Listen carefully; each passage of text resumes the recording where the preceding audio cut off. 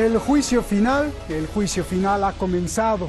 13 estrellas que según ellos significan el orden y la justicia son estampadas en el sello del Senado. El Senado, que es juez y parte, ha realizado ya su primer voto. 1-0 va ganando Donald Trump, pero los demócratas dicen que no se quedarán cruzados de brazos. El partido apenas empieza en esta pelea a muerte, pero la muerte no es de una persona, ojalá que no.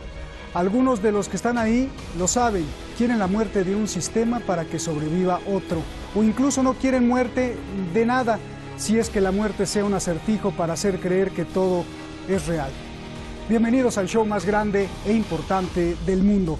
Soy Roberto de la Madrid y esto es el impeachment.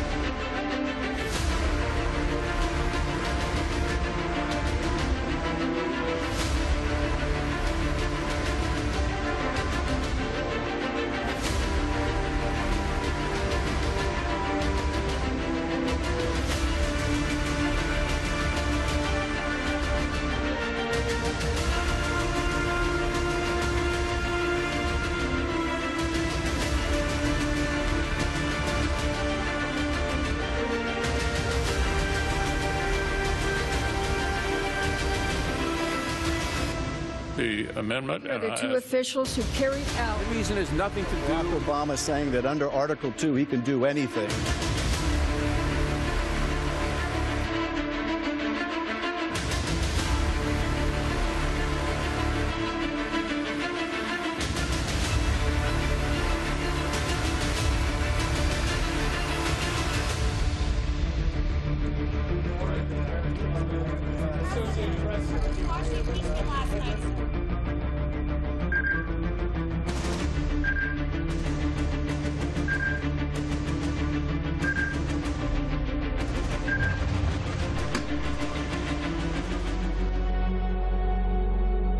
They never wanted him to be president. They never even thought it was possible. This isn't a real presidential run. Trump will not be president. He will never be president. But then, America spoke. A complete earthquake. Donald Trump wins the presidency. And when President Trump was sworn in as the 45th president of the United States, the left lost it. This impeachment sham started the day he was elected. The first headline in the Washington Post before the president was inaugurated was they were going to impeach him. I will fight until he is impeached. We're going to go in there, we're going to impeach the mother.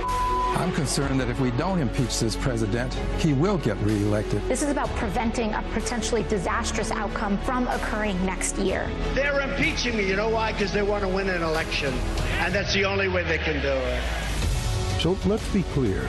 This is not some neutral judgment that Democrats came to reluctantly. It's not some somber moment or serious exercise for the left.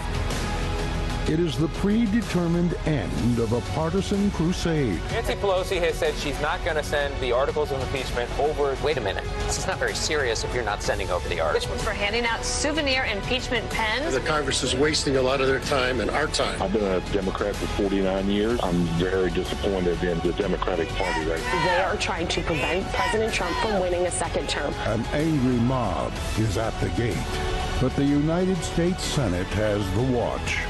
The Senate exists for moments like this. So it's time for the adults in the room to have their seat at the table. Nancy Pelosi and House Democrats have had their turn. The sham is over. A fair trial starts now.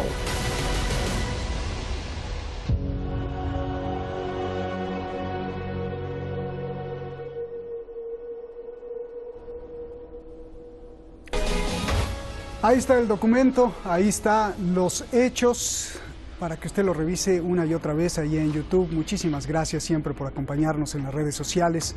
Gracias, cada vez somos más pensando en lo mismo, aunque con diferente pensamiento y posturas, pero pensando en la misma situación que nos aqueja en todo el planeta. Vamos directamente con nuestros invitados. Tenemos a dos maestros en el análisis mundial. Francisco Javier Martínez, prestigiado analista internacional en España. Muchísimas gracias, Francisco, con toda la estimación y el respeto. Gracias. Isaac Vigio, analista internacional allá a la orilla del Támesis, como siempre le digo, en Londres.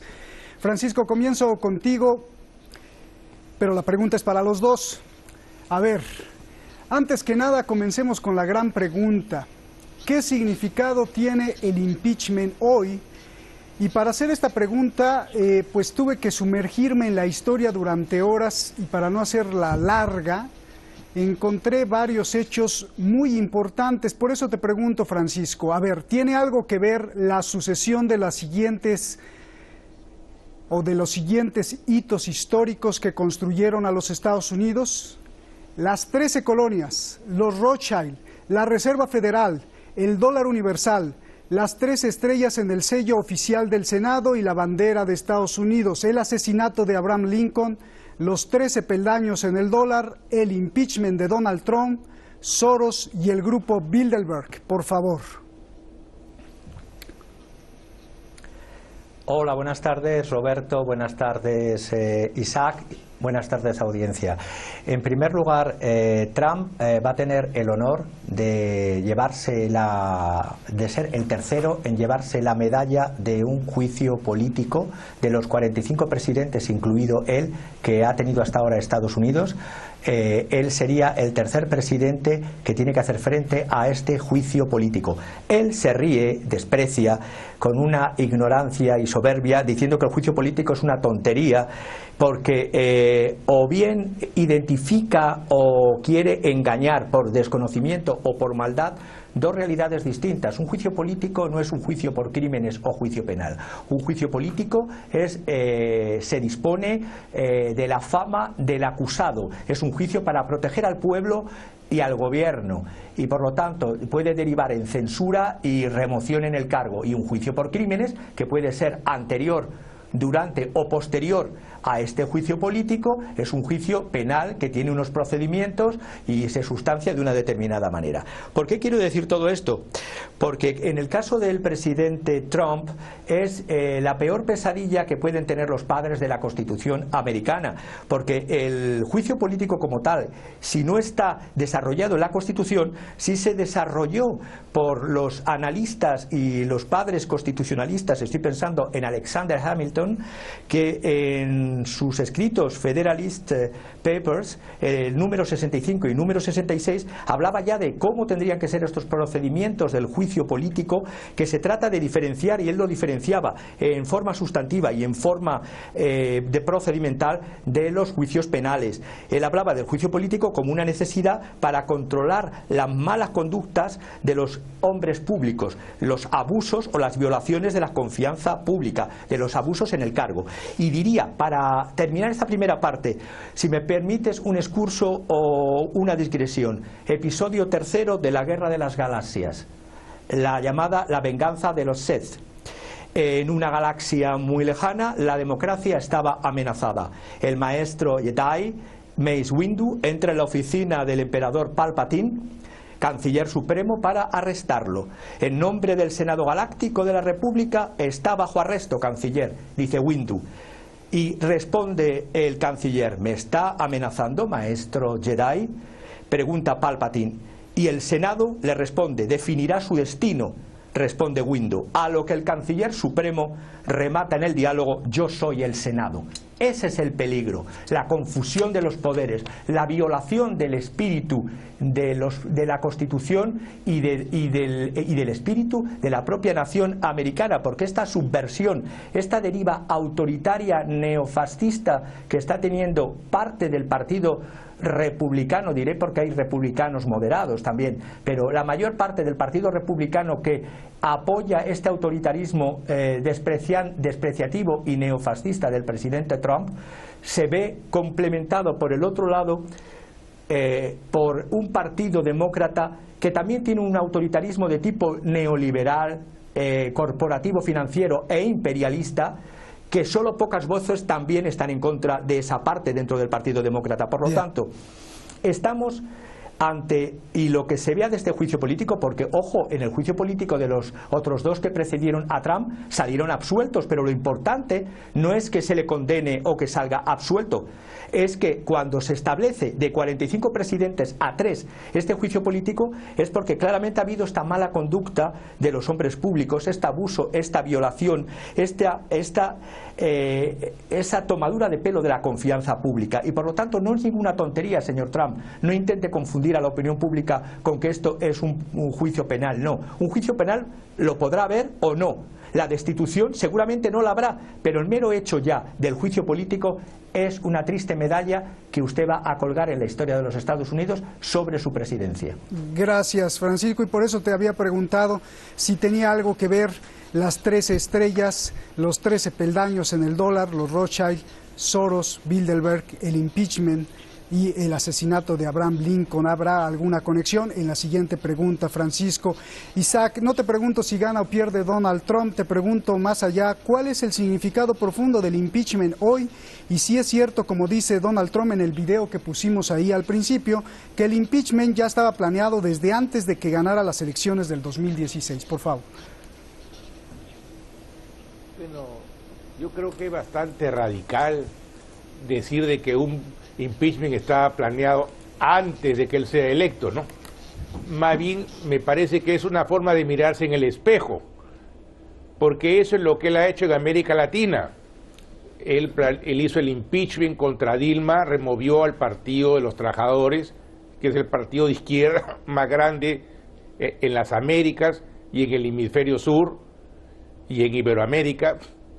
Él ha aprobado la remoción de presidente por la vía, entre comillas, parlamentaria, pero en verdad con apoyo de las Fuerzas Armadas, en Honduras, en Paraguay, acaba de hacer en Bolivia una especie de golpe porque lo sacaron a Evo Morales, a pesar de que ganó las elecciones, porque quedó primero, discutible si por la amplia mayoría que decía para hacer primera ronda, y ponen como presidenta en Bolivia a una persona que no esté en la línea de sucesión, porque la línea de sucesión era presidente, vicepresidente, presidente del Senado o presidenta del Senado, presidente o presidenta de diputados, y ponen una persona que no estaba en la línea de sucesión, que no tiene votación mayoritaria en la Asamblea Plurinacional Legislativa de Bolivia, y ahí está en el poder a pesar de los más de 30 muertos que ha ocasionado y que no tiene ninguna validez constitucional.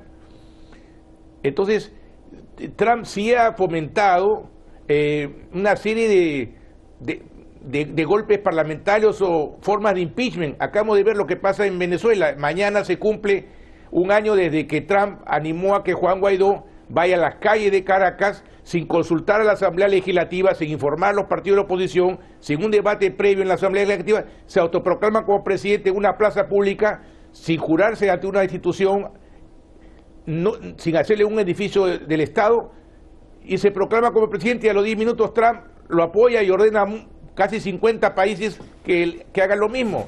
Y ahora Trump acaba de llegar ayer a Inglaterra, Guaidó llegaba ayer a Inglaterra, en vez de celebrar su aniversario en Caracas, viaja por todo el exterior como si fuera una marioneta. Es decir, Trump sí ha impulsado impeachments en América Latina, e inclusive antes de que sean electos. Es decir, él está confesando que lo que él hizo en Venezuela, lo que hizo en Bolivia, él, a pesar de que sabía que iba a ganar en Venezuela Maduro y que en Bolivia ganara Evo Morales, ya tenía planeado una remoción parlamentaria de ellos. Bien. Y en el caso de Bolivia es más escandaloso porque el 2/3 del Parlamento está controlado por el partido de Evo Morales, el MAS. Bien. Entonces él se está mirando en el espejo. Ahora, ¿en qué medida le puede afectar esto a Trump? Bueno, esta es la tercera vez que hay un impeachment contra un presidente. Antes fue Nixon, antes fue Clinton, pero en esos dos casos ellos no fueron a la reelección. Ahora Trump se convertiría en el primer presidente norteamericano en la historia, ojo, digo norteamericano porque americanos somos todos los que venimos de las Américas, sería el primer presidente norteamericano que va a correr a una reelección con el cargo de que le han hecho un impeachment en la Cámara de los Representantes. Ahora, lo más probable es que el Senado no lo remueva, porque la mayoría del Senado son republicanos y para removerlo se requieren 2/3 del Senado. Bien. Que dudo mucho que lo den, lo veo casi imposible que lo den. Entonces lo que estoy viendo es de que Trump va a ir a correr una elección presidencial con la carga de que es un presidente que ha sido impeachado por la Cámara de los Representantes. Bien. Y ese es el significado más importante. Déjame ir con Francisco. Francisco, solo 30 segundos porque sé que querías decir algo y tengo una otra pregunta. 30 segundos nada más, por favor. Francisco.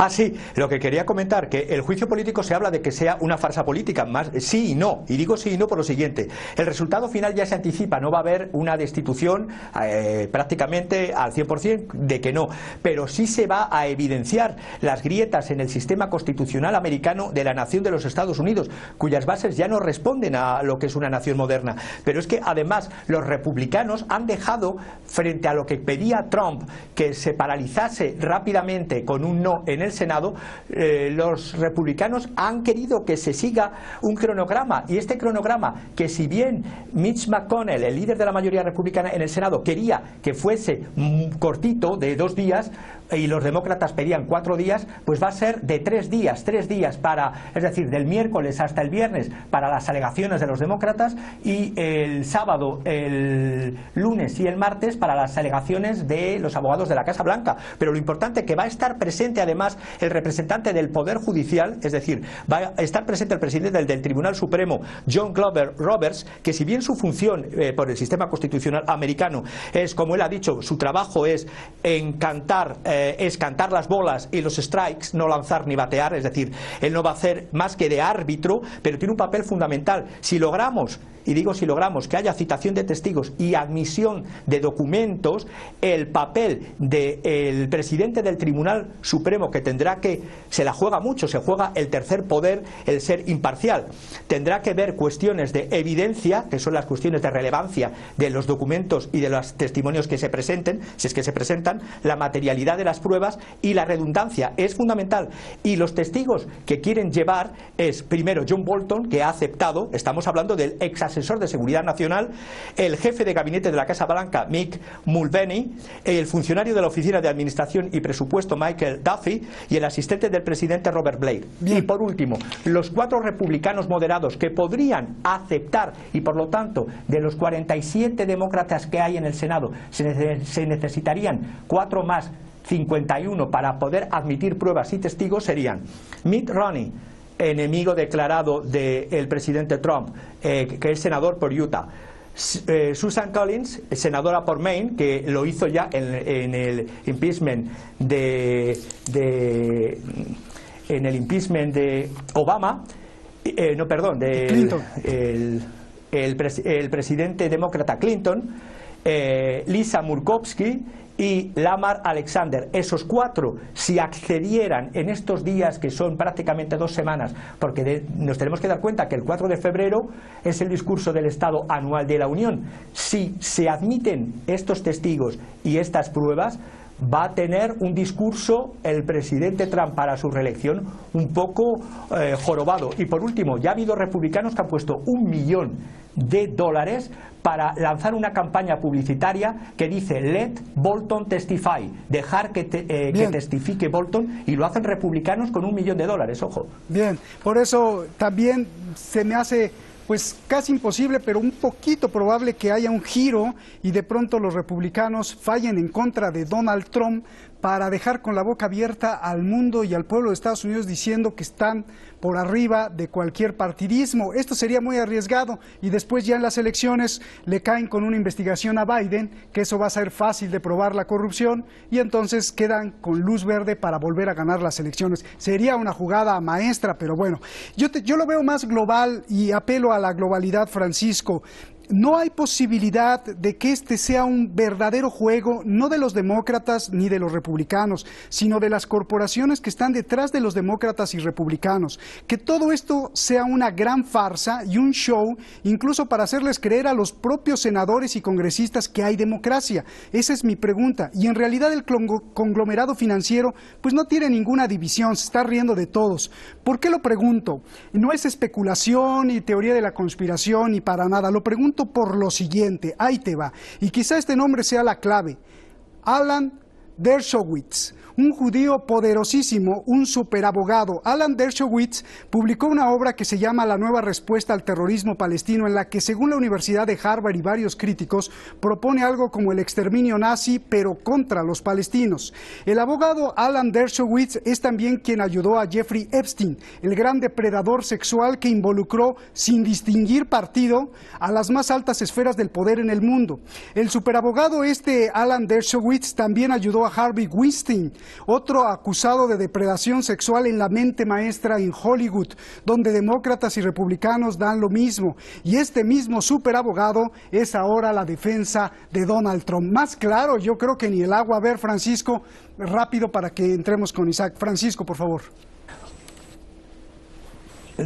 Rapidísimo, reitero, y uniéndome a tu pregunta, reitero afirmativamente, ya que hay dos modelos de autoritarismo que aparentemente están chocando, pero es lo mismo. Es decir, el autoritarismo neoliberal es el de las corporaciones financieras y de las políticas imperialistas de Estados Unidos, y el autoritarismo neofascista de parte del Partido Republicano está igual apoyado por las corporaciones. Se está buscando claramente alejar, es decir, buscar ya modelos de reforma, sin hacer reforma de la Constitución, modelos autoritarios de gobierno, punto número uno, modelos demagógicos y populistas de gobierno, número dos, apartar a los que pueden ser, que se salgan de la línea. De hecho están cuadrando al propio presidente Trump, y por eso yo veo el asesinato de Soleimani como un intento de chantaje o de apoyo que quiso hacer Trump, como diciendo, mira, no me salgo de la política del neoimperio que buscan tanto unos como otros, las corporaciones,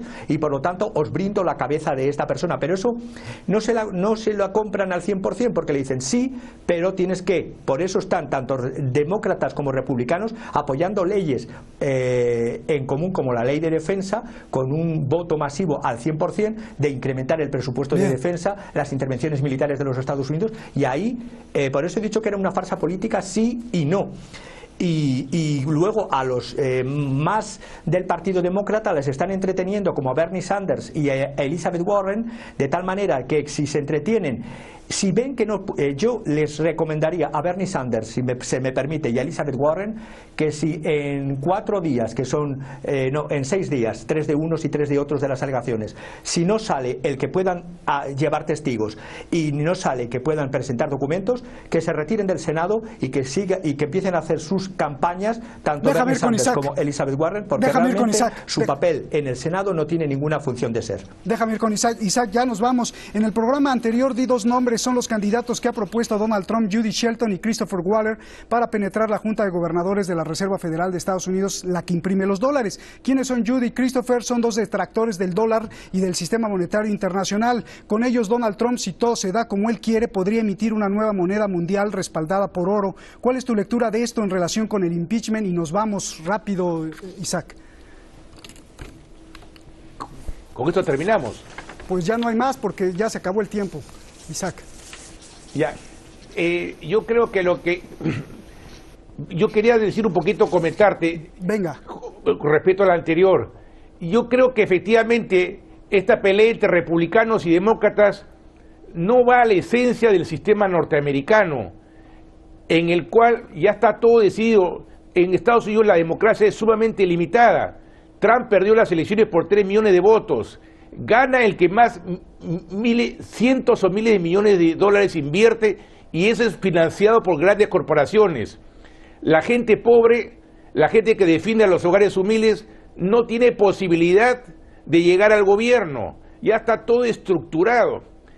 Y esta pelea entre demócratas y republicanos no va a resolver el problema fundamental de Estados Unidos. Va a seguir la misma tipo de sociedad, la misma intervención de Estados Unidos sobre todos los países del mundo, vamos a tener exactamente lo mismo, va a haber pocos cambios. Gracias, si va a caer Trump, ya. Gracias, perdónanos, se nos fue el Gracias. tiempo. Muchísimas gracias. Gracias a los dos, Francisco, Isaac, un abrazo. Cierro con un fragmento del discurso de Abraham Lincoln, el discurso titulado Gettysburg. Y escogí este fragmento porque creo que es muy valioso, independientemente de Abraham Lincoln. Lo demás del discurso no lo sé si sea valioso o no, pero incluso no sé ni cuál era la intención real del expresidente o presidente muerto de Estados Unidos. Inocente o no, 2 puntos de Abraham Lincoln son muy valiosos. Uno, la abolición de la esclavitud, de los negros sobre todo, y me quedo con esta parte, insisto, que aplica para todo el planeta. Que los muertos no hayan muerto jamás en vano, que la nación tenga un nuevo nacimiento de libertad y que el gobierno del pueblo, hecha por el pueblo y para el pueblo, jamás desaparezca de la faz de la tierra. ¿Será un sueño o será posible? Buenas noches.